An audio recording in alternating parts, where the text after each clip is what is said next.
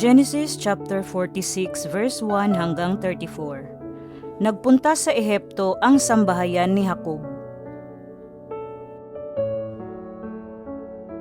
Naglakbay nga si Israel, dala ang lahat niyang ari-arian.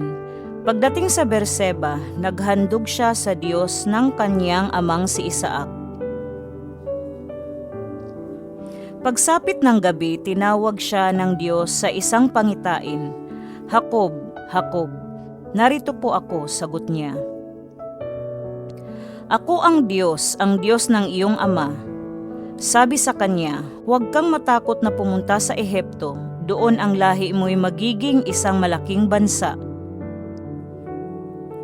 Sasamahan ko kayo roon at ibabalik muli rito. Nasa piling mo si Jose kapag ikaw ay namatay.